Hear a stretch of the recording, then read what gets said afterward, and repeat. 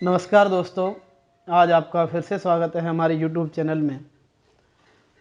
हमारी जब लोगों से बात होती है तो बहुत सारी इस तरह की बातें निकल के आती हैं। लोग कंफ्यूज्ड होते हैं कि पुलिस प्रोटेक्शन क्या है और किस तरह से क्या प्रोसेस होता है, क्या इसका बेनिफिट होता है। तो इन सब चीज़ों पर आज हम बात करेंगे। और दूसरा, लोग डॉक्यूमेंट्स के संबंध में भी बहुत ज़्यादा कंफ्यूज रहते हैं। पर क्योंकि कोर्ट मैरिज प्रोसेस के लिए जो डॉक्यूमेंट नीड होती है बहुत सिंपल है और बहुत इजी है। मैंने एक बड़ा ही अच्छा सा शॉर्टकट निकाला है।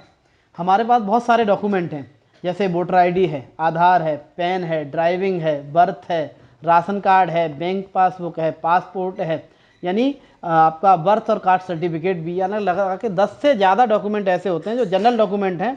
और 50% लोग जो हैं उनके पास ये डॉक्यूमेंट मिल जाएंगे, या फिर उससे कुछ लोगों पर उससे कम डॉक्यूमेंट मिल जाएंगे। पर मैंने जो आपको बताना है कि डॉक्यूमेंट के बारे में आपको ये नहीं सोचना है कि हमें आधार लेना है या हमें ये पैन कार्ड है वो मैंडेटरी है या क्या है। कुछ भी नहीं सोचना है इस बारे में। आपको कोई भी 3 डॉक्यूमेंट, जैसे आधार उठा लिया, 10th का सर्टिफिकेट उठा लिया, तो उसके साथ आपने ड्राइविंग लाइसेंस यदि उठा लिया है, तब भी उनसे आपका एज, एड्रेस और आईडी का जो नीड है वो कंप्लीट होती है और आपकी कोर्ट मैरिज के लिए डॉक्यूमेंट सफिशिएंट है।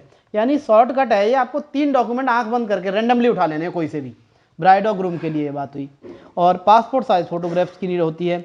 विटनेस की बात करें तो विटनेस के संबंध में भी लोग बहुत कंफ्यूज रहते हैं। वो सोचते हैं 2-2 विटनेस दोनों तरफ से चाहिए, या फिर मतलब किस तरह से क्या सिस्टम है।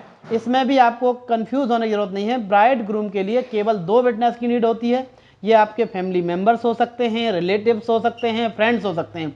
कोई भी 2 लोग आपके साथ होंगे जो बालिग हों और जिनकी एज पूरी हो, 18 साल से ऊपर के हों, जो अपनी विटनेस दे सकते हों, उनको आप लेकर के आ सकते हैं और आपकी विटनेस वो दे सकते हैं। उसमें भी बहुत सोचने की जरूरत नहीं। उनके कोई 2 डॉक्यूमेंट, एनी 2 डॉक्यूमेंट रिक्वायर्ड हैं विटनेस के। रेंडमली आप 2 डॉक्यूमेंट उठा लीजिए जिनसे उनका एज और एड्रेस कंप्लीट हो जाएगा और आपकी यानी मैरिज के लिए जो डॉक्यूमेंट नीड है वो कंप्लीट होगी। अब क्योंकि हम जिस बात के लिए वीडियो बना रहे हैं या जिस पर विशेष रूप से हमें डिस्कस करना है वो है पुलिस प्रोटेक्शन से संबंधित।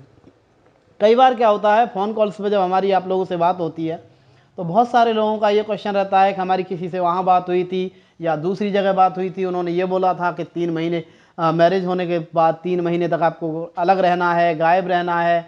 इस तरह की यदि गलती आप करते हैं तो उससे आपके पीछे जो परिवार है, यानी आपने इस तरह का एक डिसीजन लिया है, ये लव मैरिज वाले या फिर इंटरकास्ट मैरिज जो लोग करते हैं उनके लिए विशेष रूप से बातें हैं। आपने एक जाति बंधन को तोड़ा है, उसमें परिवार है आपका पीछे और आप चाहते हैं कि आपके परिवार को भी दिक्कत ना हो, तो इस तरह का डिसीजन कभी ना लें आप मैरिज जिनसे करा रहे हैं या जिनसे कंसल्ट कर रहे हैं उनसे साथ साथ ये भी कंसल्ट करें कि जब यदि हमारी मैरिज हो जाएगी, यदि आपकी लीगल तरीके से मैरिज हुई है, मैं लीगल मैरिज की बात कर रहा हूँ, ऐसा नहीं। कई बार लोगों के साथ ऐसा भी होता है कि उन्हें कोई अनुबंध पत्र ही पकड़ा दिया जाता है, कुछ एफिडेविट पकड़ा दिए जाते हैं और बोल दिया जाता है आपकी कोर्ट मैरिज हो गई। यानी मैरिज के लीगल डॉक्यूमेंट, यानी आपके पास सर्टिफिकेट है मैरिज का, तो उसके बाद आपको डरने की या अपने मोबाइल को स्विच ऑफ करने की कोई ज़रूरत नहीं है। आप जो आपके एडवोकेट हैं उनसे डायरेक्टली सबसे पहले आप यही क्वेश्चन करें। जब भी आप उनसे बात करते हैं उनसे पूछिए, यदि आप मैरिज हमारी कराने की बात कर रहे हैं तो उसमें आप मैरिज के बाद हमें लीगल सपोर्ट देंगे। क्योंकि एक बहुत सिंपल सा फंडा है, यदि आपने मैरिज कर ली, आपके पास सर्टिफिकेट आ गया, तो आप जो आपके एडवोकेट हैं, आपके लिए तो नहीं, आपके एडवोकेट के लिए वो ज़्यादा काम है कि जो ब्राइड और ग्रूम हैं जिन्होंने मैरिज की है उन दोनों से पर्सनली डिस्कस करें और सारी सिचुएशन को समझें, जो रियल सिचुएशन हो। ऐसा नहीं कि आपने कोई एक लेटर ड्राफ्ट कर रखा है उसी को आप हर बार निकालते हैं और पकड़ा देते हैं और इंटीमेशन पुलिस को जा रहा है, ऐसा भी ना करें।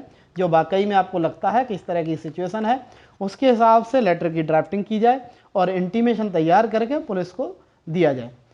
यदि पुलिस को इंटीमेशन कराएंगे तो आपका उसका बहुत बड़ा बेनिफिट ये होगा कि 90% तक मैं मानता हूँ कि आपकी परेशानी दूर हो जाएगी।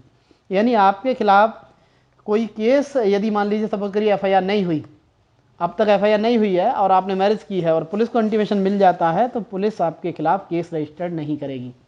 और पुलिस केस रजिस्टर नहीं करेगी तो बहुत सारी परेशानियों से आप और आपका परिवार बच जाएगा।